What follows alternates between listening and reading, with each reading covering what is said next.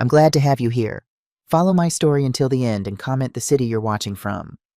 At my daughter's wedding, she handed me a note from her bouquet that said, "Mom, help me." I thought I was protecting her by staying quiet about what I knew. I had no idea she'd been listening too. Let me start from the beginning. My name is Camila Rodriguez, and I spent 40 years as an engineer before I retired to my ranch in Colorado. People look at me now, 62 years old, wearing flannel shirts and driving a truck older than some marriages, and they assume I'm just another widow trying to make ends meet on Social Security. They have no idea. But I'm getting ahead of myself. This story really begins 6 months ago on a cold November morning when my daughter Charlotte brought home the man who would nearly destroy everything. It was Thanksgiving. I'd spent 2 days preparing David's favorite recipes. He'd been gone 3 years, but I still cooked like he was coming home. The turkey, the stuffing made from his grandmother's recipe, the sweet potato casserole with the marshmallow top that Charlotte had loved since she was 5 years old. Charlotte arrived first, as always. She pulled up in her sensible Honda, and I watched from the kitchen window as she sat in the driver's seat for a moment, checking her makeup in the rearview mirror.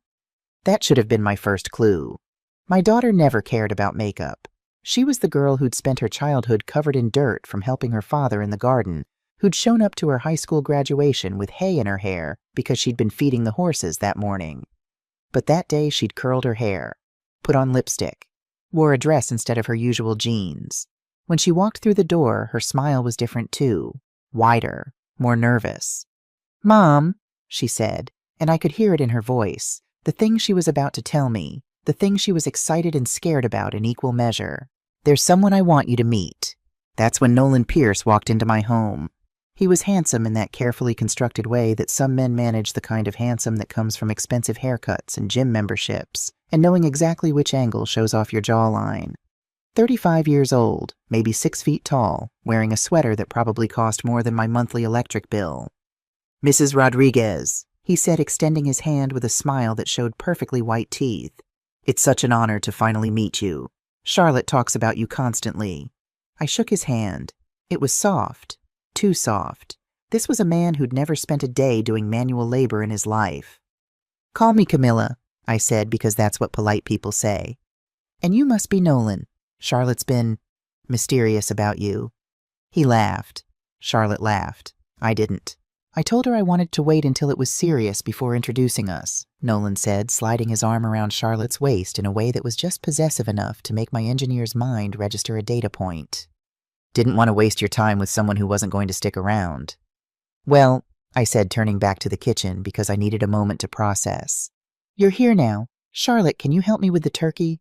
In the kitchen, Charlotte was practically vibrating with excitement. "Mom, isn't he amazing?" she whispered, even though Nolan was in the living room and definitely couldn't hear us. "We met at this networking event 3 months ago, and it's just been—" "Mom, I think he's the one." 3 months. My daughter, who'd spent 2 years getting over her last relationship, a disaster of a man who'd cheated on her with his personal trainer, had decided after 3 months that Nolan Pierce was the one. "That's wonderful, honey," I said, basting the turkey with more force than necessary. "Tell me about him. What does he do?" "He's an investment advisor. Works at Cordell Financial in Denver. He's really successful, Mom. He manages portfolios for all these wealthy clients." "Investment advisor. Of course." "And what does he know about you?" I asked. Charlotte looked confused. "What do you mean? Does he know you're a marketing director, that you're thinking about starting your own consulting firm? Does he know you hate skiing even though we live in Colorado, and that you cry at dog food commercials, and that you still sleep with that stuffed rabbit your father won you at the state fair when you were 7? "Mom?" Charlotte's smile faltered. "Why are you being like this?" "I'm not being like anything, sweetheart. I'm just asking what he knows about you. The real you." "He knows me," she said, and there was a defensive edge in her voice now. "He knows me better than anyone." I wanted to say more. I wanted to tell her that 3 months isn't enough time to know someone that love shouldn't make you curl your hair and wear lipstick if you've never cared about those things before. That the way he put his arm around her waist felt more like ownership than affection. But I didn't. Because I'd learned a long time ago that the fastest way to push your adult daughter toward a mistake is to tell her she's making one. So instead, I smiled. "I'm sure he does, honey. Let's get this turkey on the table." Dinner was perfect. The turkey was moist, the stuffing was seasoned just right, and everyone complimented the sweet potato casserole. Nolan was charming. He asked me questions about the ranch, about my engineering career, about how I was managing since David died. He laughed at the right moments and looked serious when appropriate. And he asked about the property. "This is quite a spread you have here, Camilla," he said, looking out the dining room window at the meadow that stretched toward the tree line. "How many acres of 215? I said. "Wow, must be a lot of work maintaining all this on your own." "I manage." "I'm sure you do, but still at your age it has to be getting harder. Have you thought about what you'll do with it long term, I mean?"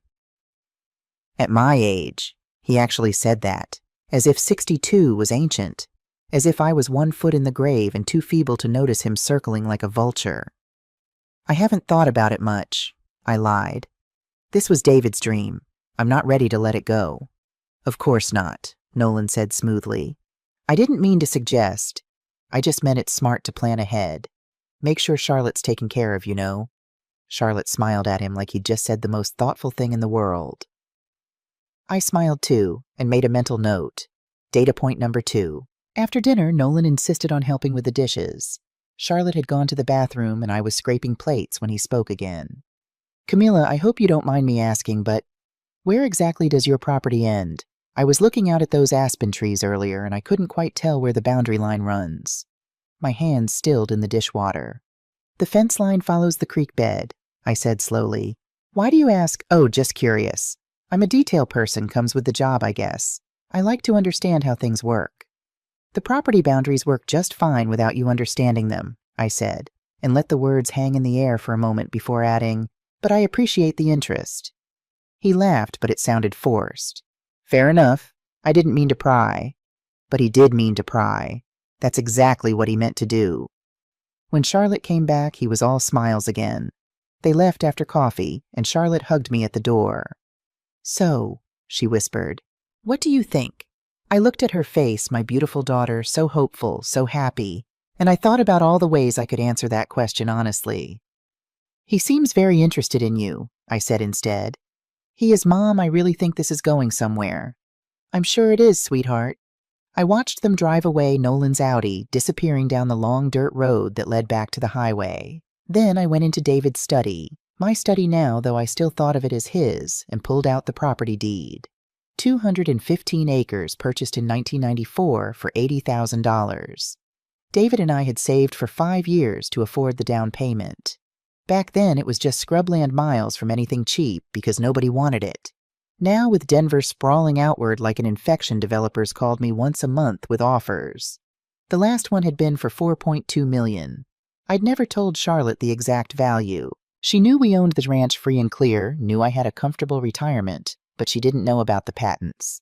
She didn't know that the small component I'd invented for industrial refrigeration systems, nothing glamorous, just a more efficient valve mechanism, had been generating royalty payments for 25 years.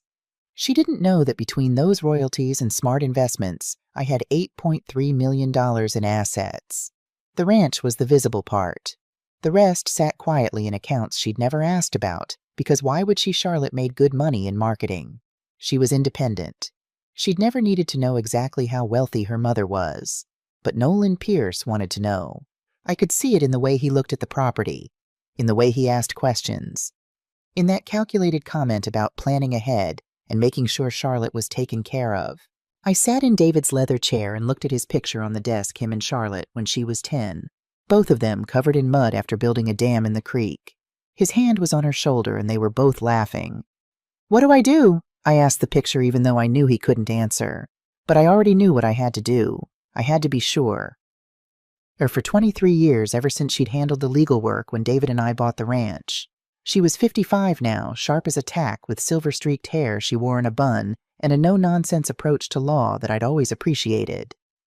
"Camilla," she said when I walked into her office in Boulder, "this is a surprise. Everything okay with the property?" "The property's fine. I need you to look into someone for me." Elena raised an eyebrow.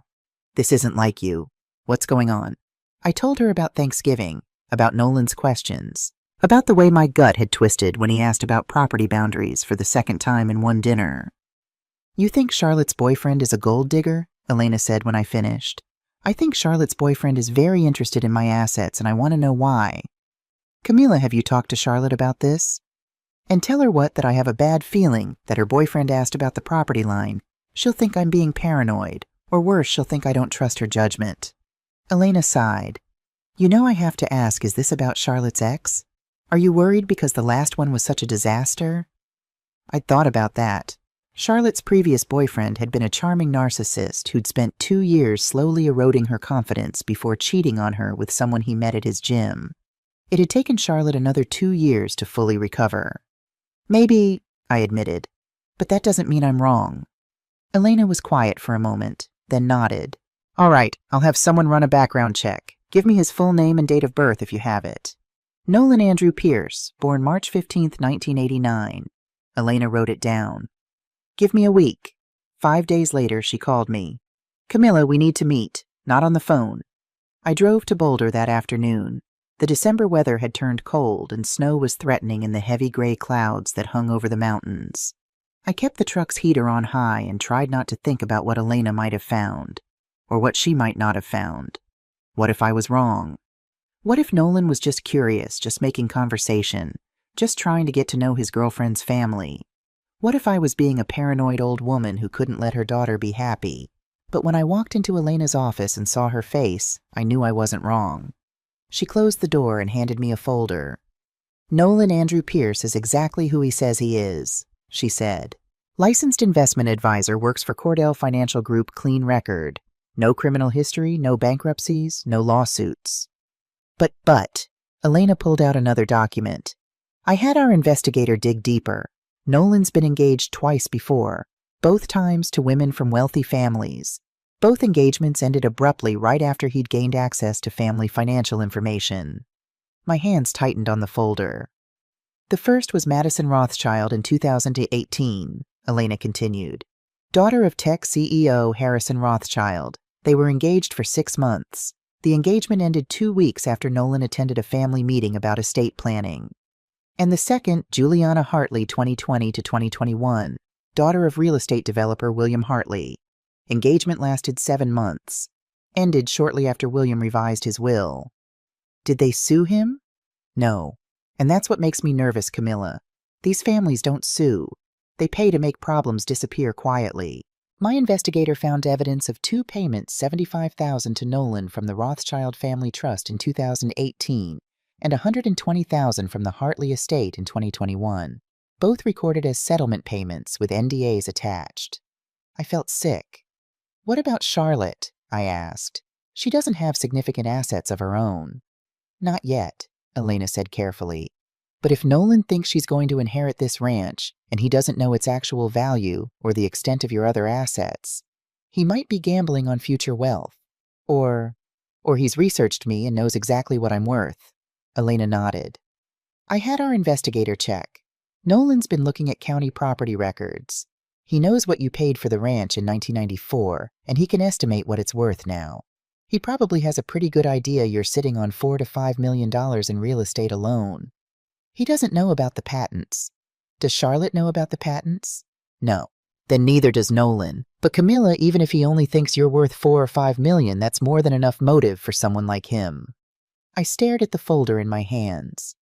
Inside were printed screenshots of Nolan's social media accounts, or rather what was left of them. Elena's investigator had noted that Nolan had deleted all posts from before 2019. His Instagram had been deactivated and reactivated. His LinkedIn profile had a mysterious 18-month gap between 2017 and 2018. I need to talk to one of the previous women, I said. Madison or Juliana. I need to know what he did. They signed NDAs, Camilla. They can't talk. Then talk to their families. Off the record. Someone who'll tell me the truth. Elena hesitated. That's going to cost you. My investigator will need to be very careful, very discreet. I don't care what it costs. I need to know if my daughter is in danger. A week later, Elena called me again. My investigator managed to speak with Karen Rothschild Madison's mother. Off the record very carefully. I'm going to play you the recording. Are you sitting down? I was in my kitchen looking out at the snow-covered meadow. Play it. The voice that came through the phone was older, tired, with the careful precision of someone who'd learned to weigh every word. Mrs. Rothschild, I want to be clear, this conversation is completely off the record. We're not asking you to violate your NDA. We just need to understand what kind of person Nolan Pierce is to protect someone else who might be in danger. Is it another young woman? Karen Rothschild's voice was sharp with concern. Yes, ma'am. There was a long pause, then a sigh. That man, he's not violent. Let me be clear about that. He never hurt Madison physically, but he's calculated, manipulative, a predator in his own way. Can you tell us what happened? He was charming at first, swept Madison off her feet, proposed after 4 months. She was thrilled. We were cautious, but we wanted her to be happy. Then he started asking questions about our family trusts, about Harrison's business, about how the estate was structured. He suggested Madison get power of attorney for learning purposes, said it would help her understand the family finances before we were gone. Did your husband agree? Harrison refused, said it was premature, that Madison wasn't ready for that kind of responsibility, yet she was only 26 at the time. Nolan got cold after that, distant. The engagement ended within 2 weeks. Then his lawyer contacted us with implications. What kind of implications? Nothing he could prove. Just suggestions that maybe Harrison had said some things during that estate planning meeting. Things that could be misinterpreted. Things about Madison's trust fund that might not sound good if they became public. It was blackmail, but done so carefully that we couldn't prove it in court.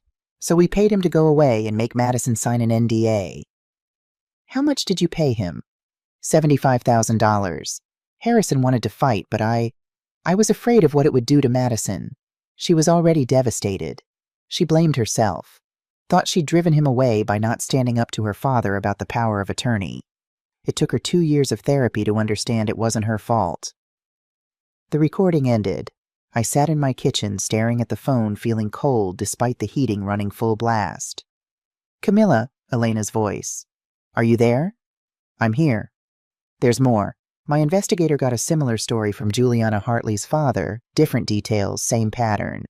Nolan positions himself, gets close to the family finances, then extracts what he can and moves on. And now he's with Charlotte. Yes. What do I do, Elena? You tell Charlotte. Show her this evidence. Let her make her own choice. She won't believe me. She'll think I'm being a controlling mother who doesn't approve of her boyfriend. She'll marry him to prove me wrong, or she'll cut me out of her life for interfering. Camilla. No. I stood up, decision crystallizing. I need him to expose himself. I need Charlotte to see it with her own eyes. I need proof that even she can't deny. Elena was quiet for a long moment. What are you planning? I'm going to give him exactly what he wants. Rope to hang himself with. Christmas came and went. Charlotte and Nolan spent Christmas Eve at the ranch, and I played the role of the welcoming mother. I complimented the expensive wine Nolan brought. I admired the designer watch Charlotte had given him. I listened to their excited talk about maybe moving in together in the new year, and I watched. Nolan asked about the property boundaries again. Casually, while we were walking to feed the horses, he said, You know, Camilla, I've been thinking about what you said at Thanksgiving, about this being David's dream. But what's your dream? Do you really want to spend the rest of your retirement managing 200 acres alone? I manage just fine, I said. Of course you do, but Charlotte worries about you. She says you're out here all alone, and what if something happened? What if you fell or got sick? There's no one to help. Charlotte worries too much. She loves you. We both do. He put his hand on my shoulder, and it took everything in me not to shrug it off. I just think maybe it's time to start planning ahead. Making sure you're taken care of, making sure Charlotte knows what to do if anything happens. What exactly do you think should happen? I think you should talk to a financial advisor, someone who can help you structure things properly. Estate planning, maybe a trust power of attorney, all the smart things people your age should have in place. People my age, again. And I suppose you know someone who could help with that, I asked. His smile widened. Actually, I'd be happy to help. No charge, family rate. I mean, I'm going to be family soon anyway. Data point number 15. Or maybe 20. I'd lost count. That's very generous, I said. Let me think about it. After New Year's, I called Elena. I need a plan. Something that will get Nolan to incriminate himself. Camilla, I really think you should just tell Charlotte. Elena, please, help me with this. She sighed. All right, what did you have in mind? I'm going to tell him I want his help with estate planning. I'll give him access or make him think I'm giving him access. But we'll document everything. Record it. Build a case. Recording someone without their consent is illegal in Colorado, unless one party to the conversation consents. And I'll be that party. Elena was quiet. You know what you're asking me to help you do? I'm asking you to help me protect my daughter from a con artist. All right, she said finally. But we do this carefully, very carefully. And if at any point this starts to feel dangerous, we stop. Agreed? Agreed. The next week I called Nolan. Nolan, it's Camilla. I've been thinking about what you said at Christmas, about estate planning. Are you free sometime this week to come by and talk? He was available immediately, of course. Too immediately. We set a meeting for Saturday afternoon. Elena came over Friday night to set up. This is a voice-activated recorder, she said, showing me a device about the size of a USB drive. It's legal because you're consenting to record a conversation you're participating in. I'm going to put it in your study, hidden in this bookend. When Nolan comes over, have your discussion in there. What if he finds it? He won't. It's designed to be invisible. But Camilla, you need to understand something. This will only work if you can get him to say something incriminating. Just him offering to help with your estate isn't enough. You need him to reveal his real intentions. How do I do that? Ask questions. Let him talk. People like Nolan love to explain how clever they are. Elena also brought documents, fake estate planning papers that showed my assets as worth $12 million instead of 8.3. If he sees these, he'll think you're worth more than you are. It might make him careless. Or more dangerous, I said. Or that. Are you sure about this? I thought about Charlotte, about the way she lit up when Nolan entered a room, about how she'd started dressing differently, acting differently as if she needed to be someone else to keep him interested. I'm sure, I said. Saturday afternoon, Nolan arrived right on time. He parked his Audi in the driveway and walked up to the porch with a leather briefcase that probably cost more than most people's monthly rent. Camilla, he said, flashing that perfect smile. Thanks so much for calling. I'm really excited to help you get everything organized. Come in, I said. Let's talk in my study. I led him to David's office, my office, and gestured to the chair across from the desk. The recorder was hidden in a bookend 5 feet away, aimed directly at where Nolan would sit. He opened his briefcase and pulled out folders. Okay, so I've put together some basic structures that I think would really benefit you. Let's start with your current situation. Do you have a will? Yes. Basic will leaving everything to Charlotte. That's good, but not optimal. With a property like this, you're going to get hit with estate taxes that could eat up 40% of Charlotte's inheritance. But if we set up a revocable living trust, we can minimize that. He talked for 20 minutes about trusts and tax optimization and asset protection, and I nodded along, playing the role of the confused older woman who didn't quite understand finance. Then he pulled out a document. This is a power of attorney form, he said. It's a smart thing to have in place at your age. Sorry, I don't mean that in a bad way. I just mean you're living alone out here, and if something happened, if you got sick or had an accident, who would pay your bills? Who would manage the property? With this, Charlotte would be able to handle everything for you. Charlotte and who else? I asked because I'd been reading the document while he talked. Well, me as her spouse. We're getting engaged soon. I'm planning to propose next month, actually. He smiled like he'd just told me wonderful news. Don't tell Charlotte I spoiled the surprise, but once we're married, this will let both of us help you if you need it. Help me how? Managing your finances, making decisions about the property. Whatever you need. What if I don't need help? He laughed. Camilla, everyone needs help eventually. That's just reality. You're 62 years old living alone on a ranch that requires constant maintenance. At some point, you're going to need someone to step in. And you want it to be you. I want it to be Charlotte, he corrected smoothly. But as her husband, I'd naturally be involved. That's what families do, they help each other. I pretended to study the document. This gives you a lot of power. It gives Charlotte the power to help you. I'm just there to support her. What about the property? This says you could make decisions about selling or transferring assets. Only if you were incapacitated and needed someone to make decisions for you. It's just a safeguard, Camilla. Nobody's planning to sell your ranch out from under you.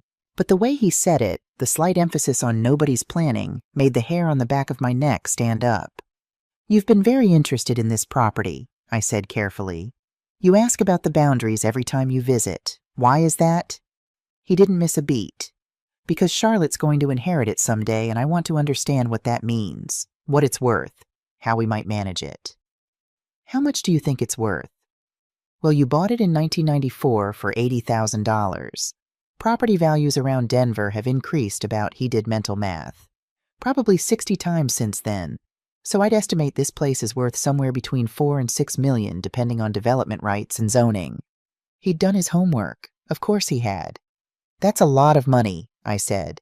"It is, which is why it's so important to have proper estate planning in place, to protect Charlotte's inheritance. And if Charlotte inherited it while we were married, you'd have access to that wealth too." His smile faltered for just a second. "Camilla, I don't need Charlotte's money. I'm a successful investment advisor. I manage millions of dollars in client assets." "Other people's millions," I said quietly. "What, eh?" "You manage other people's money. That's not the same as having it yourself." The mask slipped, just for a moment. His jaw tightened and something cold flickered in his eyes. Then it was gone and the smile was back. "You're right," he said. "I'm not independently wealthy like some of my clients, but I do well for myself, and I love Charlotte for who she is, not for what she might inherit someday." "Of course you do," I said. "I'm sorry if that came out wrong. I'm just trying to understand all of this." He relaxed. "I get it. It's a lot of information. Why don't I leave these documents with you? You can review them, talk to your own lawyer if you want, and we can meet again next week." "Actually," I said, "there's one more thing I wanted to ask you about. I've been having some memory problems lately. Nothing serious, but I'll forget where I put my keys or I'll tell Charlotte the same story twice without realizing it. Do you think that's something I should be worried about?" I watched his eyes light up. "It's very common at your age," he said, leaning forward. "And honestly, it's another reason why having a power of attorney in place is so important. If your memory issues progress, you'll want someone who can step in and help manage things before it becomes a real problem." "You think it could get worse?" "It's possible. Dementia, Alzheimer's, these things often start small, a little forgetfulness here and there. Then it progresses." He paused like he was considering his words carefully. "Has Charlotte noticed anything?" "I haven't mentioned it to her. I don't want her to worry." "Maybe you should mention it, just casually. She deserves to know if you're having cognitive issues, especially if she's going to be responsible for helping you someday." There it was. He wanted me to plant the seeds of doubt in Charlotte's mind myself. Make her think I was declining. Make her believe I needed help managing my affairs. Make her trust him when he said it was time for him to take over. "You're right," I said. "I'll talk to her." Nolan smiled. "Good. And Camilla, please don't worry too much about this. We're family now. We'll take care of you." After he left, I sat in the study for a long time staring at the bookend that held the recorder. Then I called Elena. "Did you get it?" she asked. "Every word." Elena came to the ranch the next morning with a woman I'd never met before. "Camilla, this is Patricia Kim. She's a private investigator who specializes in financial fraud cases." Patricia was 45, compact and efficient-looking with short black hair and eyes that seemed to notice everything. She shook my hand with a firm grip. "Mrs. Rodriguez Elena's filled me in on the situation. I've reviewed the recording from yesterday, and I've looked at the background information on Nolan Pierce. I'll be direct, this man is dangerous." "Dangerous how?" I asked. "He's not violent, is he?" "Not physically from what we can tell, but he's a sophisticated con artist. The pattern with Madison Rothschild and Juliana Hartley suggests he's done this before, refined his approach. What worries me is the escalation." "What do you mean?" Patricia pulled out her laptop and opened a file. "Madison's family paid him off quickly. He got $75,000 and moved on. With Juliana, he held out for $120,000. That suggests he's getting greedier, more confident. And your situation is different from the others." "How so?" "Madison and Juliana both had trust funds controlled by their fathers. Nolan couldn't access those directly. He needed the families to transfer wealth to the daughters first. But Charlotte has no significant assets. The only way Nolan profits from this relationship is if you die or become incapacitated and Charlotte inherits. That makes you the obstacle." The words hung in the air like a threat. "You think he'd hurt me?" I said slowly. I think he's capable of creating situations where you get hurt, a fall down the stairs, a medication error, an accident. Nothing that would point directly to him, but enough to achieve his goal. Elena put her hand on my arm. Camila, I think we should go to the police with what we have. What do we have? I asked. A recording of him offering estate planning services, suggesting I might have memory problems. That's not a crime. The pattern was the previous women. Isn't proof of anything related to Charlotte. Their families paid him to go away, which means there's no criminal record. Just settlements covered by NDAs. I looked at Patricia. Am I right? She nodded reluctantly. Legally, you're in a difficult position. What Nolan's done so far is manipulative and unethical, but not necessarily criminal. We need him to make an explicit threat or reveal his actual intentions. Then we keep recording, I said. That's risky, Patricia warned. If he suspects you're onto him, he might accelerate his timeline, or he might disappear and find another target. Leaving Charlotte heartbroken but safe, Elena added. I thought about that. About Nolan vanishing from Charlotte's life, moving on to some other unsuspecting woman. About my daughter spending months or years recovering from another betrayal, never knowing the truth about what she'd escaped. No, I said. Charlotte needs to see who he really is. She needs to understand what he was planning. Otherwise, she'll blame herself. Or worse, she'll let him back in. Patricia studied me for a moment. You're sure about this? I'm sure. All right, then we do this properly. I'll install surveillance equipment around the property cameras and audio. All legal since it's your land and you're consenting. We'll document everything Nolan does and says when he's here. But Mrs. Rodriguez, you need to be careful. Very careful. Don't confront him. Don't let him know you suspect anything. I've been playing this role for months, he said. I can keep playing it. Over the next week, Patricia transformed my ranch into a surveillance operation. Tiny cameras hidden in bird feeders, audio recorders in fence posts, motion sensors along the driveway. All of it invisible unless you knew exactly where to look. The system feeds to a secure server, she explained. I'll monitor it remotely, but you'll also have access on your phone. If anything happens, anything at all that makes you uncomfortable, you call me immediately. Charlotte came to visit that weekend alone. Nolan had some work commitment in Denver, she said. We had lunch on the porch, and I tried not to think about the camera hidden in the eaves above us, recording everything. Mom, you seem distracted, Charlotte said, pushing her salad around her plate. Is everything okay? Just tired, honey. I didn't sleep well last night. Maybe you should see a doctor. Get checked out. I looked at her sharply. Why would you say that? I don't know, you just seem off lately. Nolan mentioned you'd talked about having some memory issues. There it was. He'd already started planting seeds. I told Nolan I forget where I put my keys sometimes, I said carefully. That's not memory issues, Charlotte. That's being human. I know, but at your age... At my age, I'm 62, not 90. I'm perfectly healthy. Charlotte looked hurt. I didn't mean it like that. I just worry about you out here alone. I'm fine, I said more gently. But thank you for worrying. That's what daughters do. She smiled, but it didn't reach her eyes. Nolan worries too. He really cares about you, Mom. About both of us. I wanted to scream. I wanted to tell her everything about Madison and Juliana, about the power of attorney forms, about the way Nolan had calculated the value of my property like a hawk circling prey. Instead, I said, he seems very thoughtful. He is.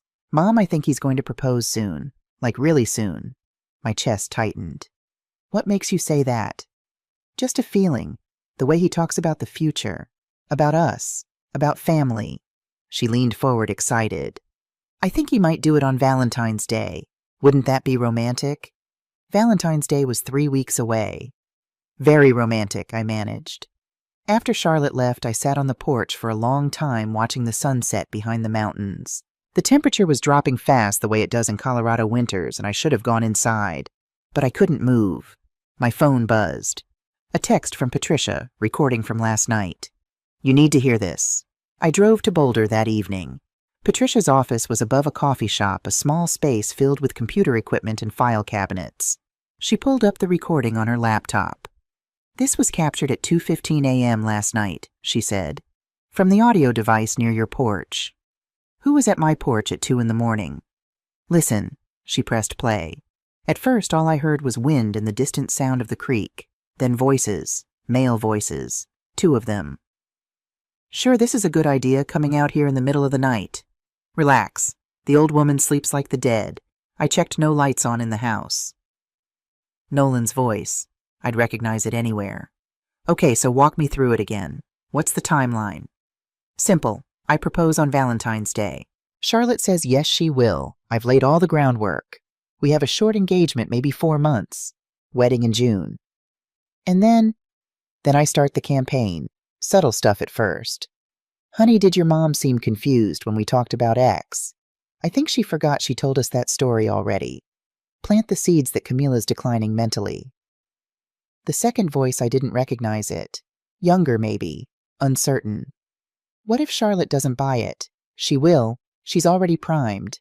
I mentioned Camila having memory problems and Charlotte immediately jumped to worrying about her. Classic caregiver anxiety.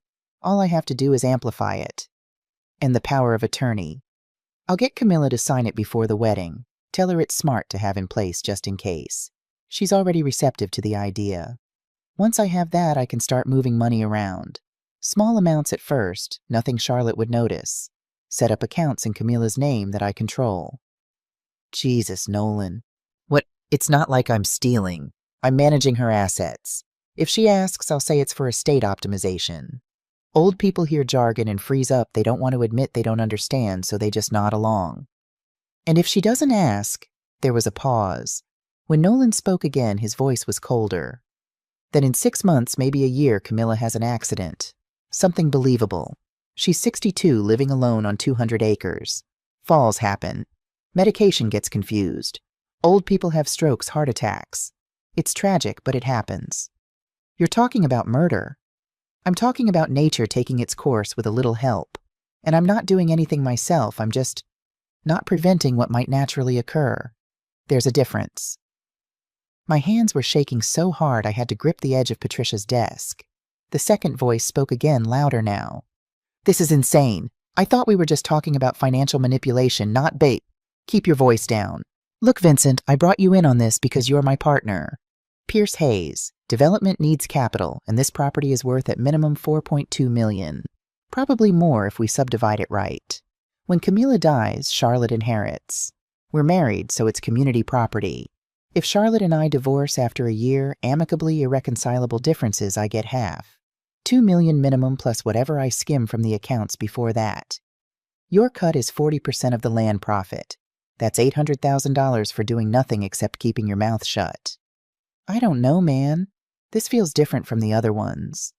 The other ones were practice. Madison and Juliana taught me what not to do.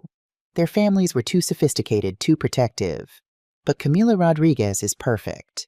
Small-town widow, no sophistication about protecting assets, daughter who thinks mommy's just a regular middle-class retiree. This is the score, Vincent. The one we've been waiting for. There was a long silence. Then Vincent spoke quieter now. What do you need from me? Just be my best man. Show up to the wedding, smile, support the happy couple. After that, stay available. I might need you to witness documents or provide alibis. Can you do that?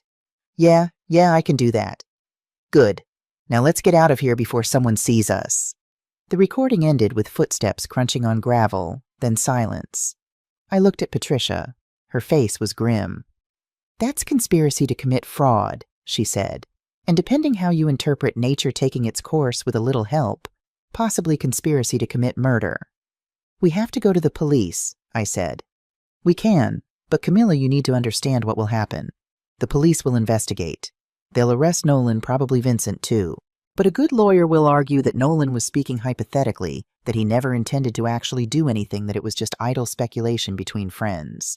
Without evidence of an actual attempt to harm you, the charges might not stick. What about Charlotte? She'll be devastated, humiliated. Her fiancé arrested for planning to defraud and possibly kill her mother. That's going to be front-page news in every Denver paper. And Camila, there's a chance she won't believe it. Nolan will claim the recording is taken out of context, that he was joking, that you manipulated the situation. Charlotte might choose to believe him. I closed my eyes. So what do? You make Charlotte see it for herself. You expose Nolan in a way that she can't deny with witnesses she trusts. You take away his ability to manipulate the narrative. At the wedding, I said slowly. Patricia nodded. At the wedding. But that means letting this play out for 4 more months. Letting him propose, letting Charlotte plan a wedding, letting him think he's won. And what if he doesn't wait? What if he decides to accelerate his timeline? That's why I'm monitoring the property 24/7. If he makes a move, we'll know. And Camilla, you're not doing this alone. I'll have backup ready. Elena's coordinating with law enforcement. We have a sheriff who's willing to attend the wedding in plain clothes just in case. Sheriff Morrison. You know him. He and David were friends, used to go fishing together. Patricia smiled slightly. Then you have someone you trust. But for the next 4 months, you have to be the best actress of your life. Can you do that? I thought about David, about Charlotte, about the ranch we'd built and the life we'd dreamed of for our daughter. I can do that, I said. Valentine's Day arrived with fresh snow and bright sunshine. Charlotte called me that morning, her voice vibrating with excitement. Mom, Nolan's taking me to that new restaurant in Denver tonight, the one with the Michelin star.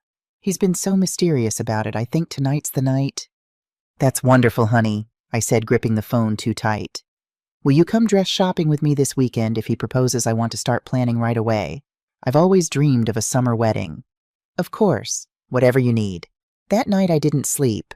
I lay in bed watching the shadows from the moonlight on snow move across the ceiling and waited for Charlotte's call. It came at 11:30. Mom, she was crying, but they were happy tears. Mom, he proposed. We're engaged. Congratulations, sweetheart. I'm so happy for you. The lies were getting easier. That terrified me. The ring is beautiful, 3 carats platinum band. He said he's been saving for it for months. Mom, I can't believe this is happening. I'm getting married. Tell me everything, I said, because that's what mothers do. She talked for an hour. About the restaurant the violinist Nolan had hired, the way he'd gotten down on one knee right there in front of everyone. About how the whole restaurant had applauded. About how she'd cried and said yes immediately. We're thinking June, she said. June 15th, at the ranch, if that's okay with you. I want to get married where Dad and I used to watch the sunset. Where you and Dad got married. My wedding. Charlotte wanted to use my wedding venue to marry a man who was planning to kill me. That would be beautiful, I managed. After we hung up, I went downstairs and poured myself a glass of David's whiskey, the expensive bottle we'd been saving for special occasions. Then I sat on the porch in the freezing cold and cried. I cried for my daughter's happiness that was built on lies. I cried for the wedding she was planning that would never happen the way she imagined. I cried for the man I'd loved who wasn't here to help me figure out what to do. And then I dried my eyes, went back inside, and called Patricia. He proposed, I said. I know. I've been monitoring his social media.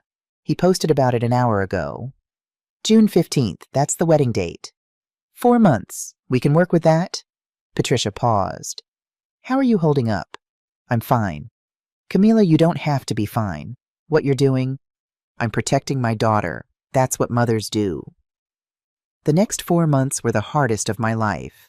Charlotte threw herself into wedding planning with manic energy.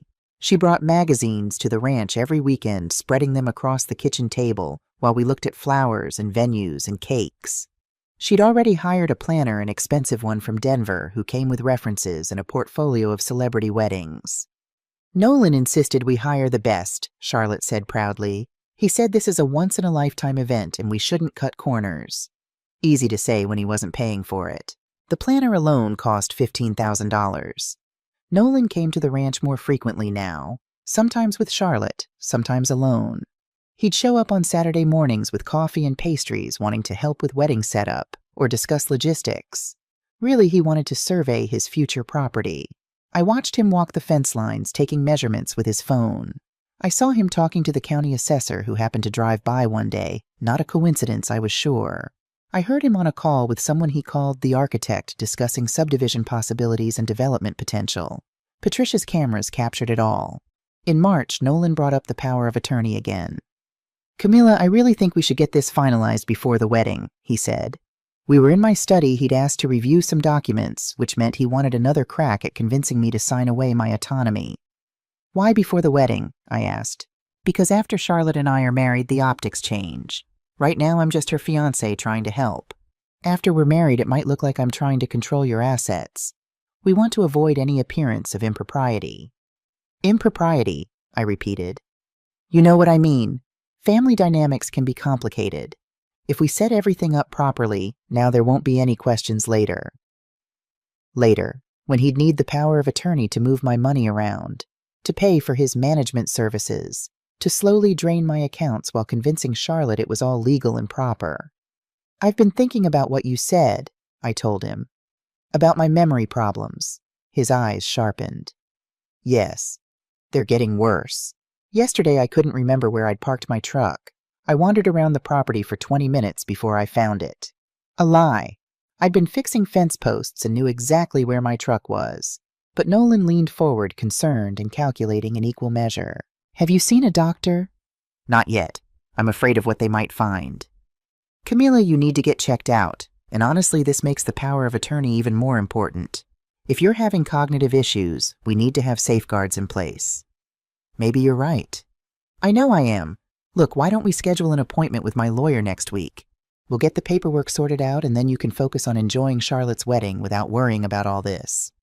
All right, I said. Let's do that. His smile could have lit up Denver. What Nolan didn't know was that Patricia had installed a camera in a book on the shelf behind him. She'd captured every word, every expression, every moment of him pressing a woman with cognitive issues to sign legal documents that would give him control of her finances. Elena assured me it would look terrible in court.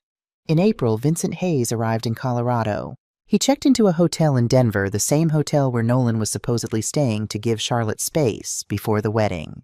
Patricia followed him for 3 days and reported back. Vincent Hayes, 38 years old investment banker from San Francisco. He and Nolan are partners in an LLC called Pierce Hayes Development Corporation. They've bought and flipped 4 properties in the last 2 years with an average profit of $1.8 million per deal. How do they get the properties? I asked. They target elderly owners, usually widows or widowers living alone. They befriend them, gain their trust, convince them to sell for their own good. Sometimes the owners die shortly after signing preliminary agreements. Nothing's ever been proven, but the pattern is suspicious. And now they're targeting my ranch. Yes, but Camilla, this actually helps us. Vincent's involvement proves this is premeditated fraud, not just a romance gone wrong. With both of them on record discussing the plan, we have a much stronger case. Have they met here on the property? Twice. Late at night after you'd gone to bed. We have audio of both conversations. What did they say? Patricia pulled up a file on her laptop. This is from last week. They were walking near the creek, probably thought they were far enough from the house that you wouldn't hear them even if you were awake. She played the recording. Vincent's voice. I'm nervous about this. What if the old lady doesn't die? What if she lives another 20 years? Nolan. She won't. I've been researching her medication. She takes blood pressure pills, right? There are ways to interfere with that. Create a hypertensive crisis. Looks like a natural stroke, especially in someone her age. You're going to tamper with her medication. Not immediately. But if she's still alive and healthy in 6 months, if she starts getting suspicious or tries to revoke the power of attorney, then yeah, sometimes you have to help nature along. Vincent, Jesus Christ, Nolan, do you hear yourself? You're talking about murder. I'm talking about problem solving. Look, Vincent, you're either in or you're out. If you're in, you get 40% of $4.2 million. That's $1.68 million. If you're out, you get nothing, and I find another partner who's willing to do what it takes. There was a long pause. Vincent, I'm in, but after this I'm done. No more elderly marks, no more risky plays. We take this money and go legitimate. Nolan, whatever you say.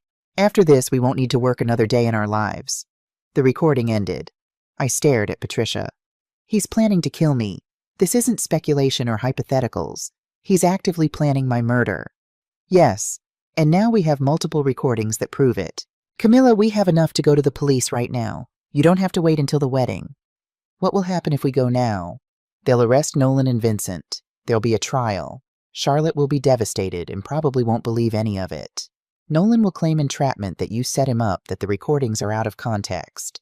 His lawyer will make you look like a paranoid old woman who couldn't accept her daughter's happiness.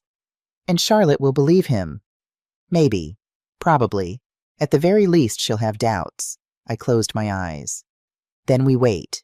We let him think he's won right up until the moment he says I do, and then we destroy him in front of 200 witnesses. It's risky, Camilla. So is letting my daughter marry a man who wants me dead?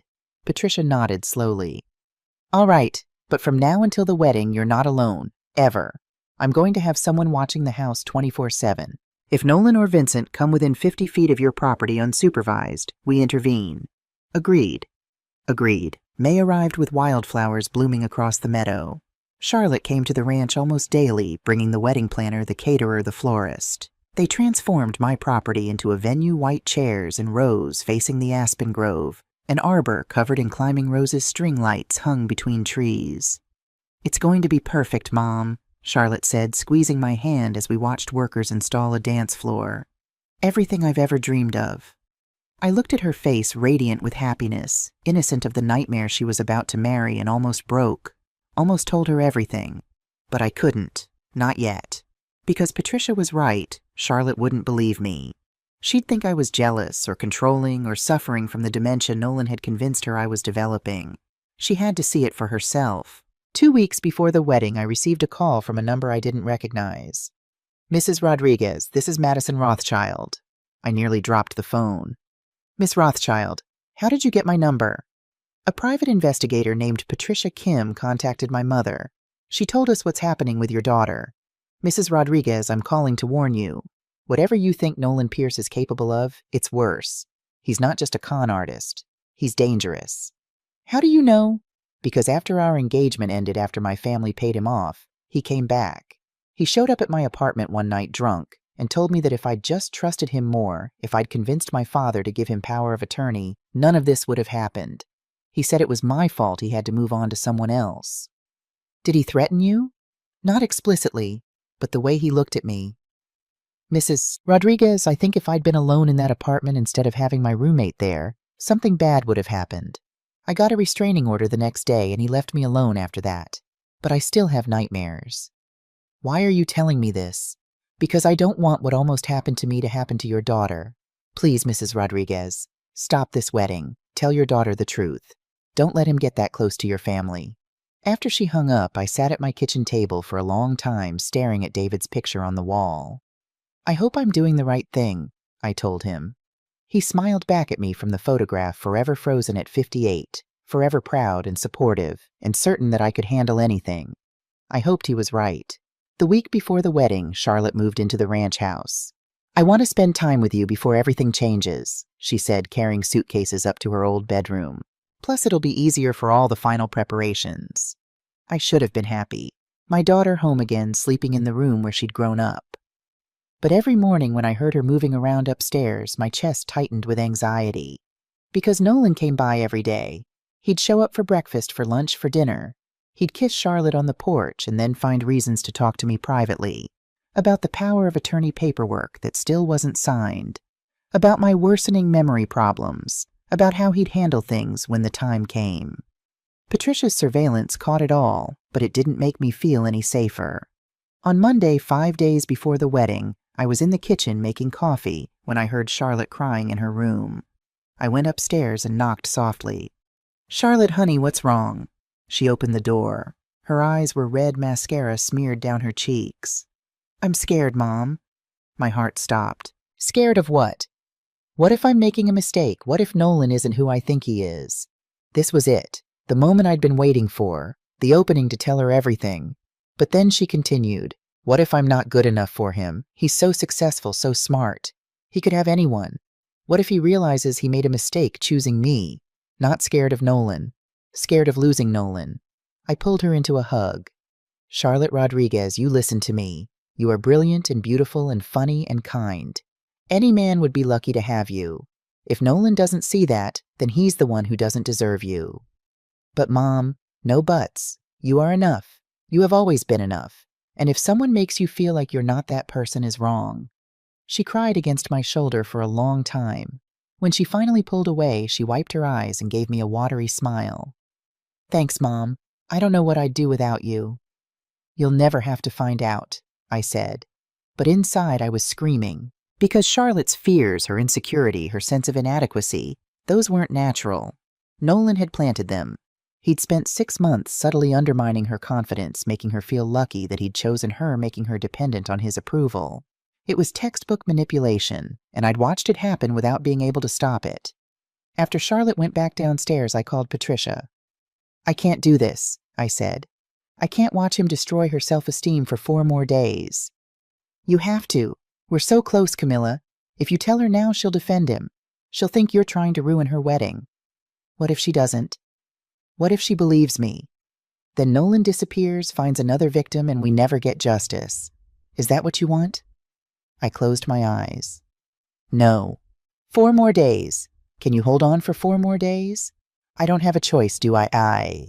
Tuesday morning, Nolan arrived at 8 a.m. with breakfast pastries and terrible news. "Camilla, Charlotte, I need to talk to you both about something." We sat at the kitchen table. Charlotte concerned me wary. Nolan looked serious, his expression grave in a way that seemed practiced. "I got a call from my office yesterday. There's a major client issue that needs my attention. I have to go to San Francisco tomorrow for a couple of days." "But the wedding's on Saturday," Charlotte said. "I know, honey. I'll be back Friday afternoon, I promise. This is just unavoidable. But Camilla, this actually works out. I was hoping we could finalize that power of attorney paperwork before I leave. I'll have my lawyer draw up the final documents today, and we can sign them tomorrow morning before my flight." There it was. He wanted me locked in before the wedding just in case something went wrong. If I had the paperwork signed, he could start moving money even if Charlotte changed her mind at the altar. "Tomorrow seems rushed," I said carefully. "I know, but it's important to get this done. You've been having more memory issues, haven't you?" He looked at Charlotte. "Your mom told me yesterday she forgot what day it was, just completely blanked." Charlotte frowned. "Mom, you didn't tell me that." Another lie. I'd said no such thing. But if I contradicted him now, it would look like I was the one confused. "It was nothing," I said. "I was just tired." "Exactly," Nolan said smoothly. "You're tired, stressed about the wedding, not sleeping well. All the more reason to get the paperwork handled while you're still clear-headed. Once it's done, you can relax and enjoy the ceremony." Charlotte reached across the table and took my hand. "Mom, maybe he's right. Maybe it would be good to have everything organized." I looked at my daughter's face, concerned, caring, completely unaware that her fiancé was trying to trap her mother into signing away her autonomy. "All right," I said. "Tomorrow morning." After Nolan left, I texted Patricia. "He's pushing for the POA tomorrow. What do I do?" Her response came immediately. "Sign it. Elena's prepared a counter document that revokes it. You'll sign that with a notary tomorrow afternoon, backdated to 1 hour before Nolan's POA. His version will be legally void. Won't he find out? Not until he tries to use it. By then, he'll be in handcuffs." Wednesday morning, Nolan arrived with his lawyer, a sharp-looking woman in her 40s named Jennifer Collins, who carried a leather portfolio and didn't smile once. "Mrs. Rodriguez," she said, shaking my hand, "I understand you want to establish a power of attorney with your daughter Charlotte and her fiancé Nolan Pierce as co-agents." "That's correct," I said, playing my role. We sat in my study. Jennifer spread documents across the desk while Nolan watched with barely concealed eagerness. Charlotte had gone to meet the florist, so it was just the 3 of us. "This document gives Charlotte and Nolan the authority to make financial and legal decisions on your behalf if you become incapacitated," Jennifer explained. "They'll be able to access your bank accounts, sell property, manage investments, essentially anything you could do yourself." "What if I'm not incapacitated? What if I just want help managing things?" "The document takes effect immediately upon signing. So yes, they could begin managing your affairs right away if you chose to let them. And there's no way to revoke it. You can revoke it at any time as long as you're of sound mind. You'd need to file a revocation with the county clerk and notify all relevant financial institutions." "But if I had dementia or Alzheimer's, I wouldn't be able to revoke it." "No. Once you're deemed mentally incompetent, the power of attorney remains in effect until your death." I pretended to consider this. "That seems like a lot of power to give someone." "It is," Jennifer said, "which is why you should only grant it to people you trust completely." She had no idea how ironic those words were. "I trust my daughter," I said, "and I trust Nolan." The lie tasted like poison. I signed the documents. Nolan signed as co-agent. Jennifer notarized everything with her official stamp and filed copies in her portfolio. "You should receive your copies within a week," she said, "but these are effective immediately." After they left, I sat in my study and shook. Not from fear, from rage. I'd just signed documents giving a man who wanted me dead the legal authority to control my entire life. But 2 hours later, I was in Elena's office signing a revocation document dated and notarized to 1 hour before Nolan's power of attorney. Elena filed it with the county clerk personally, along with notifications to every bank and financial institution where I held accounts. He doesn't know it yet, Elena said, but every piece of paper he signed this morning is worthless. What if he checks? What if he calls the bank? He won't, not until after the wedding. He thinks he's won Camilla. He thinks you're locked in. His arrogance is going to destroy him. I hoped she was right. Thursday, Nolan flew to San Francisco, or so he said. Patricia tracked his phone to confirm he actually went. He's really there, she reported. Checked into the Fairmont Hotel under his own name. Either he genuinely has business, or he's establishing an alibi. For what? I don't know. But Vincent Hayes is still here in Colorado. I've had someone watching him. Yesterday he drove out to your property. My blood went cold. What did he do? Parked on the access road, walked along your fence line, took pictures. Camilla, I think they're planning something for after the wedding. Surveying the property for development potential, maybe? Or what? Patricia hesitated. Or they're planning how to stage an accident. Looking for dangerous spots. Cliffs, unstable ground places where someone could fall. I thought about the creek bed swollen with spring runoff. The rocky outcropping near the eastern fence. The old well we'd capped but never filled. I want extra security at the wedding, I said. Not just Sheriff Morrison. I want people who can move fast if something goes wrong. Already arranged. Morrison's bringing 2 deputies in plain clothes. I'll be there with my team. If Nolan or Vincent makes a move, we'll be ready. Friday afternoon, Nolan returned from San Francisco. Charlotte picked him up at the airport, and they arrived at the ranch at 6 p.m. for the rehearsal dinner. The venue looked beautiful. String lights glowed between the trees. The arbor was covered in white roses and greenery. 50 guests milled around with cocktails, laughing and congratulating the happy couple. I stood on the porch and watched Nolan work the crowd. He was charming, gracious, the perfect groom. He introduced Charlotte to his colleagues from Cordell Financial. He hugged my sister Maria and complimented her dress. He shook hands with my brother Tom and talked about football. He was a predator in a tailored suit, and nobody knew it but me. Vincent Hayes arrived fashionably late, pulling up in a rental Mercedes. He was handsome in a slick way, perfectly groomed, expensive watch-practiced smile. When Nolan introduced us, Vincent shook my hand and said, "Mrs. Rodriguez, your ranch is spectacular. You must be so proud of what you've built here." "My husband built it," he said. "I'm just taking care of it." "Well, you're doing a wonderful job. Charlotte's lucky to grow up in such a beautiful place." "She is lucky," I agreed. "This land has been in our family for 30 years. It'll be in our family for 30 more. Something flickered in Vincent's eyes. Not quite concern, but close. Good. Let him worry. The rehearsal dinner was catered prime rib and salmon roasted vegetables, a cake that cost more than my monthly grocery bill. Nolan gave a toast that made Charlotte cry happy tears. "To Camilla," he said, raising his glass, "who welcomed me into this family with open arms, who's trusting me with her most precious treasure. I promise you, Camilla, I will spend the rest of my life taking care of Charlotte. She'll never want for anything." Everyone applauded. Charlotte beamed at him. I smiled and nodded and wanted to vomit. After dinner, guests began to leave. Charlotte hugged me good night. "I can't believe tomorrow's the day," she said. "Mom, thank you for everything. For this beautiful venue, for supporting us, for being the best mother anyone could ask for." "I love you, sweetheart," I said, "more than anything in the world." "I love you too, Mom." She left with her bridesmaids to spend the night at a hotel in Boulder, bad luck, for the groom to see the bride before the wedding, she'd said. I was alone at the ranch with my thoughts and Patricia's surveillance equipment. At midnight, my phone buzzed. A text from Patricia, 2 men approaching the house from the west. "Stay inside." My heart hammered.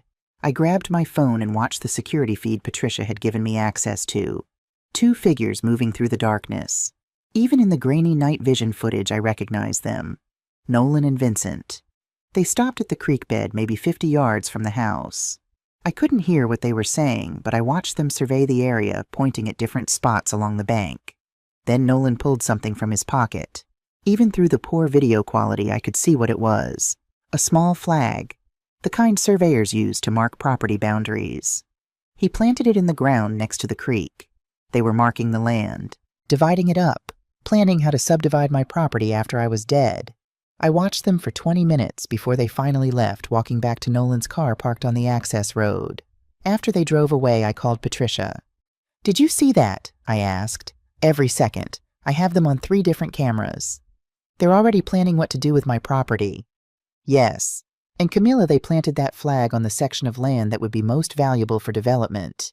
They've done their homework." "Are we still going through with tomorrow?" "That's your call. We have enough evidence to arrest them now. Multiple recordings of conspiracy photographic evidence of them surveying your property without permission, the power of attorney documents that show intent to defraud. You could end this tonight." I thought about Charlotte asleep in a hotel room dreaming of her wedding day, her perfect day that I was about to destroy. But better a destroyed wedding than a destroyed life. "We go through with it," I said. "Charlotte needs to see this with her own eyes." I didn't sleep that night. I lay in bed watching the clock count down the hours until dawn and thought about everything that could go wrong. What if Charlotte didn't believe the evidence? What if she thought I'd manipulated it somehow? What if Nolan convinced her that I was the villain, not him? What if I was making the biggest mistake of my life? At 5 a.m., I gave up on sleep and went downstairs, made coffee, watched the sun rise over the mountains, painting the snow-capped peaks pink and gold. David and I had gotten married on a morning just like this one 35 years ago, right here at this ranch with 50 guests and homemade decorations and a justice of the peace who charged us $200. David had been so nervous he'd dropped the ring twice during the ceremony. I'd laughed until I cried and he'd laughed with me, and everyone said they'd never seen a happier couple. "I wish you were here," I told his picture on the mantel.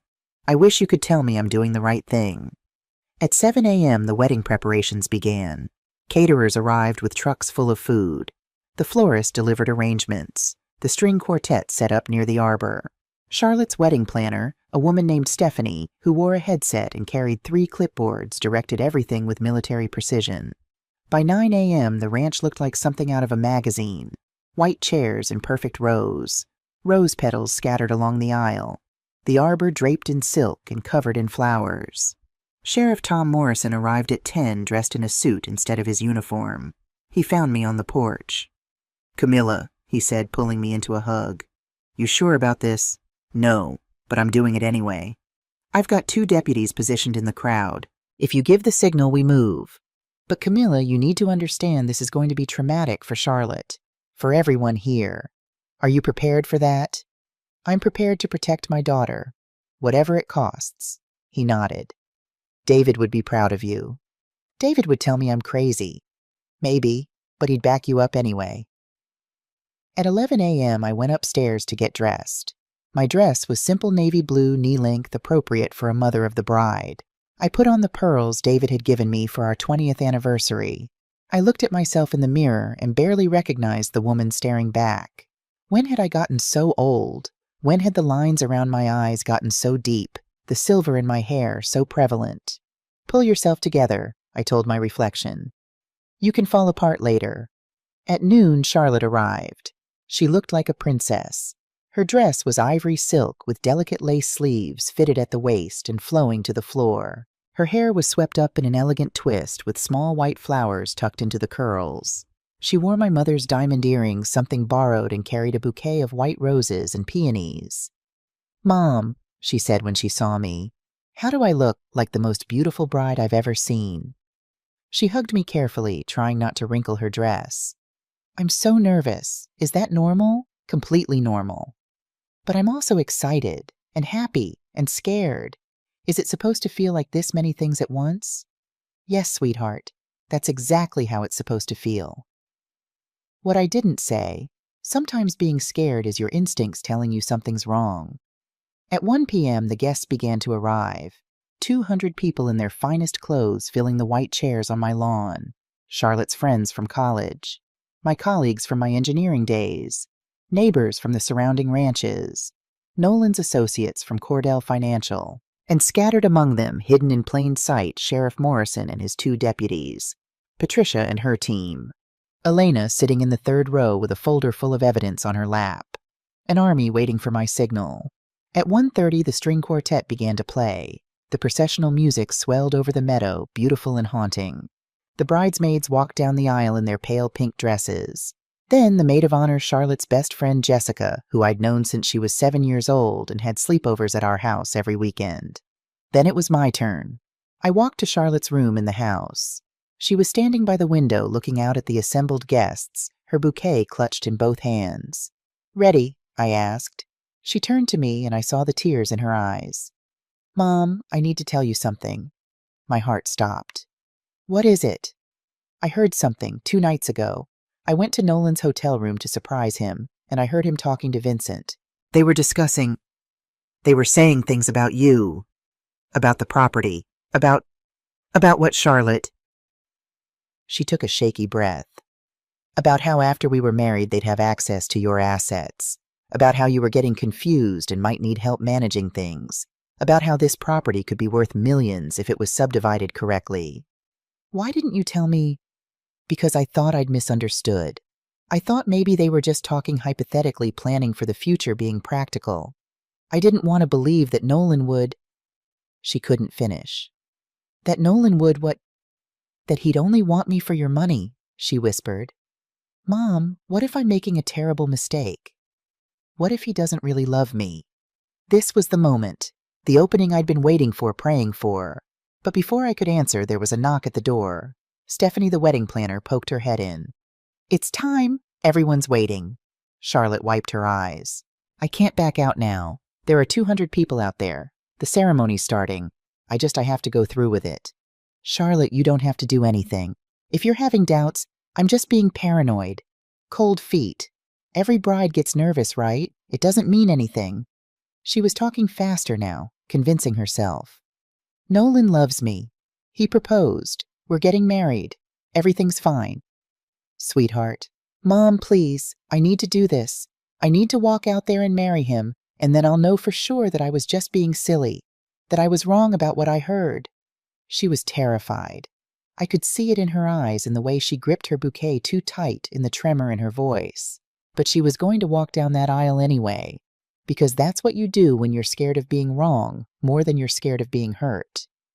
"Okay," I said quietly. "But Charlotte, I need you to do something for me." "What?" I pulled a small piece of paper from my pocket, something I'd prepared this morning just in case. 3 words written in my handwriting. "If you get out there and you realize you can't do this, if you realize that what you heard was real and you need help, I want you to give me this note. Just hand it to me and I'll handle everything.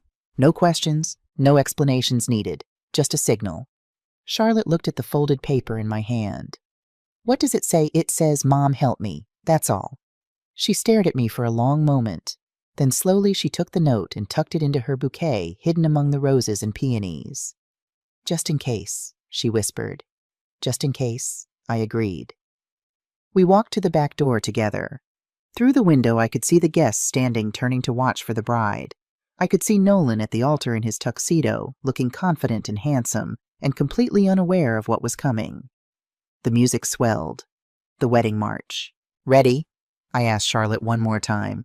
She nodded, not trusting herself to speak. We stepped out onto the porch. The afternoon sun was bright and warm, the sky an impossible blue. The aspens rustled in the breeze, their leaves catching the light like coins. It was a perfect day for a wedding, or for everything to fall apart. Charlotte took my arm and we began the long walk down the aisle. Every step felt like an eternity. I could feel 200 pairs of eyes on us. Could hear the murmur of appreciation for how beautiful Charlotte looked. Could see Nolan's smile widening as we approached. I watched my daughter's face, saw her struggling with herself.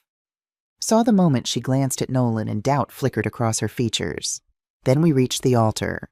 The officiant, a friend of Charlotte's who'd gotten ordained online just for this ceremony, smiled at us. "Who gives this woman to be married?" This was traditionally where I'd say "I do," or her father and I do, and then take my seat. Instead, I hesitated. Charlotte felt it. She looked at me confused, and in her eyes I saw the question she couldn't ask out loud. Is it true? Is everything I'm afraid of true? I couldn't answer. Not with words. Not here. Not now. So I simply squeezed her hand and said "I do." Then I took my seat in the front row right next to Sheriff Morrison. The ceremony began. The officiant talked about love and commitment and partnership. Charlotte and Nolan faced each other holding hands. Nolan's smile never wavered. Charlotte's hands were shaking. The vows started. Nolan, the officiant said, "Do you take Charlotte to be your lawfully wedded wife, to have and to hold in sickness and in health for richer or poorer, as long as you both shall live?" "I do," Nolan said, clear and confident. The officiant turned to Charlotte. "Charlotte, do you take Nolan to be your lawfully wedded husband?" Charlotte's hand moved to her bouquet. Everything slowed down. I watched her fingers slide between the roses and peonies. Watched her find the small piece of folded paper I'd given her. Watched her pull it out, her hand shaking so badly the whole bouquet trembled. She turned to me. Our eyes met, and she handed me the note. The officiant stopped mid-sentence. "Charlotte, is everything okay?" Charlotte was staring at Nolan now, her face pale, her eyes filling with tears. I stood up. The note was clutched in my hand, but I didn't need to open it. I knew what it said. "Mom, help me." "Stop," she said. My voice carried across the silent meadow. "Stop the ceremony." 200 people gasped. Nolan's smile finally cracked. "Camilla, what?" "Charlotte," I said, ignoring him completely. "Tell everyone what you heard. Tell them what Nolan and Vincent were discussing 2 nights ago." Charlotte took a shaky breath. When she spoke, her voice was barely above a whisper, but in the absolute silence, everyone heard her. "I went to Nolan's hotel room to surprise him before the wedding, and I heard him talking to Vincent about my mother, about how she was confused, about how once they had power of attorney it would be easy to—" her voice broke, "to make sure she had an accident." The crowd erupted. Gasps, shouts, people standing up. Nolan grabbed Charlotte's arm. "That's insane. You misunderstood. You're being hysterical." I moved forward, but Sheriff Morrison was faster. He was out of his seat and next to Nolan in 3 strides, his hand on Nolan's wrist. "Let her go," Morrison said quietly. Nolan released Charlotte's arm, but his face had gone red with anger. "This is entrapment. Camilla set me up. She's been trying to sabotage our relationship from the beginning." "Is that true, Camilla?" the sheriff asked, though his tone made it clear he already knew the answer. "I have recordings," I said. I pulled out my phone, pulled up the audio file Patricia had sent me this morning, of Nolan and Vincent discussing their plan to defraud me, to control my assets through power of attorney, to stage an accident if I became suspicious or tried to revoke their access. I pressed play. Nolan's voice, crystal clear, filled the meadow. "Old woman lives alone on 200 acres. Lots of things can happen. Falls, accidents. Maybe her medication gets confused. Nothing traceable, just tragic." Vincent's voice. "You're talking about murder." Nolan. "I'm talking about nature taking its course with a little help." The recording played for 2 minutes. Every word of their conversation from the porch that night when they thought I was asleep and couldn't hear them. When it ended, the silence was deafening. Charlotte was crying. Nolan looked like he'd been punched. And Vincent was running. He bolted toward the parking area, shoving past guests in their wedding finery. Patricia's team was on him instantly. 2 men in suits, I recognized them as Patricia's investigators, tackled Vincent before he made it 10 feet. Sheriff Morrison pulled handcuffs from under his jacket. "Nolan Pierce, you're under arrest for conspiracy to commit fraud and conspiracy to commit harm against a vulnerable adult." "This is bullshit," Nolan shouted as Morrison cuffed him. "You can't arrest me at my own wedding. I have rights. I want my lawyer." "You'll get your phone call at the station," Morrison said. He looked at his deputies. "Get Vincent too. Read them both their rights." The next 20 minutes were chaos. Guests being asked to give statements. Nolan screaming about false accusations. Vincent crying and saying he'd been coerced, that Nolan had threatened him, that he'd never intended to actually hurt anyone. Charlotte stood frozen at the altar, still holding her bouquet mascara running down her face. I walked up to her slowly. "Charlotte, you knew," she said. "You've known for months." "Yes." "Why didn't you tell me?" "Because you wouldn't have believed me. You'd have thought I was trying to control you. You needed to discover it yourself. So you let me plan a wedding. Let me invite 200 people. Let me walk down the aisle to marry a man who wanted you dead. I let you choose," I said quietly. "I gave you that note this morning. You could have used it before we even left the house. But you walked down that aisle, Charlotte. You stood at that altar, And when you realized you couldn't go through with it, you asked for help. I didn't rescue you, sweetheart. You rescued yourself." She stared at me for a long moment. Then she dropped her bouquet and collapsed into my arms, sobbing. I held her while the police led Nolan and Vincent away. Held her while guests slowly dispersed, some supportive, some just eager to gossip about the wedding that ended in arrests. Held her while the sun moved across the sky and the shadows lengthened. "I'm sorry," she kept saying. "I'm so sorry, Mom. I almost married him. But you didn't. That's what matters. I feel so stupid." "You're not stupid. Nolan is a professional con artist. He's fooled people before. Smarter people, wealthier people. You're not the first person he's manipulated, and sadly, you probably won't be the last." "What happens now?" "Now," I pulled back and looked at her tear-stained face.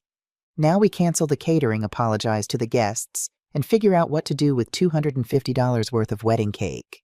And tomorrow we start over." Start over? Building your life, the real one. The one where you're not trying to be someone else to keep a man interested. The one where you remember that you're brilliant and strong and don't need anyone to complete you. Charlotte managed a weak smile. "That sounds exhausting." "It is, but I'll help you. That's what mothers do." The district attorney called it one of the most clear-cut cases of conspiracy she'd seen in 15 years. Between Patricia's recordings, the surveillance footage, and testimony from Madison Rothschild and Juliana Hartley, both of whom broke their NDAs to help prosecute Nolan, the evidence was overwhelming.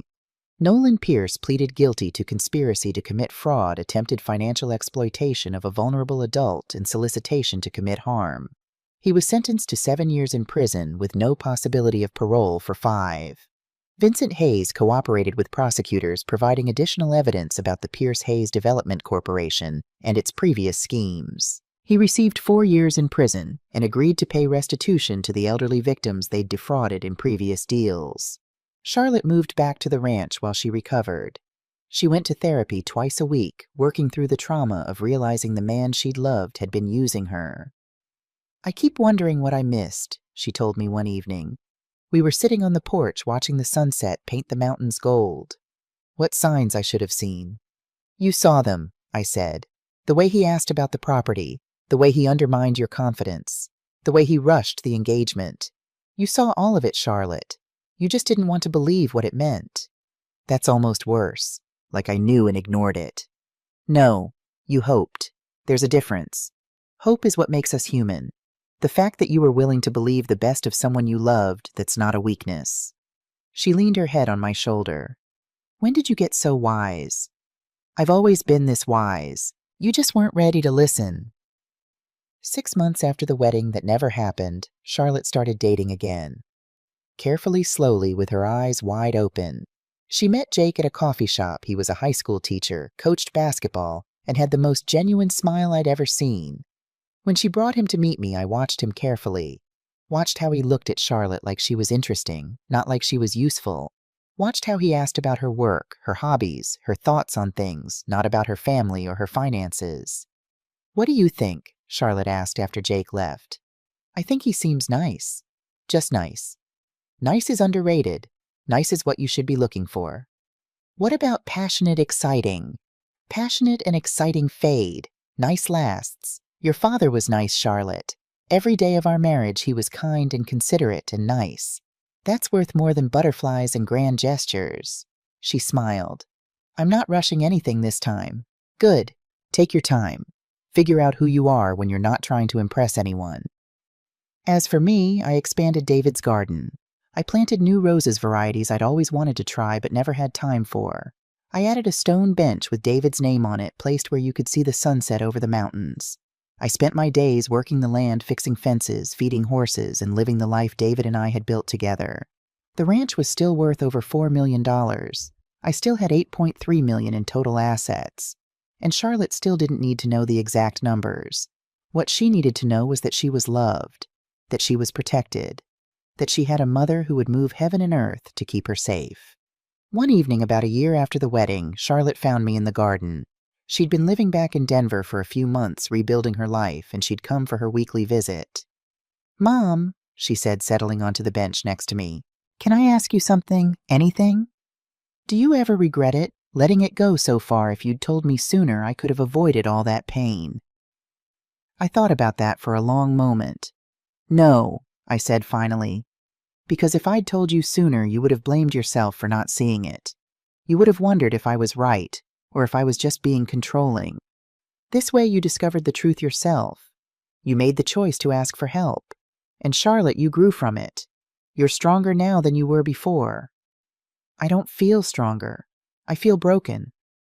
Broken things heal, and when they do, the place where they broke becomes the strongest part. I put my arm around her. You're going to be okay, sweetheart. Better than okay. Promise, promise. We sat together as the sun dropped below the mountains, painting the sky in shades of orange and pink and purple. Somewhere in the meadow, a bird called. David's roses bloomed around us, filling the air with their sweet perfume. Mom, Charlotte said softly. Yes, thank you for protecting me, even when I didn't know I needed protecting. That's what mothers do, I said. We stand guard, we stay vigilant. We protect our children with everything we have for as long as we're breathing. I love you. I love you too, sweetheart. Always. The last light faded from the sky and stars began to appear above the mountains. Inside the ranch house, lights glowed warm and welcoming. This was home. This was family. This was what David and I had built, not just property and assets, but a sanctuary. A place where people were safe and loved and valued for who they were, not what they owned.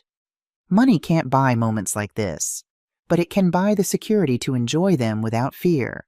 And in the end, that's the real value of wealth. Not what it displays, but what it protects.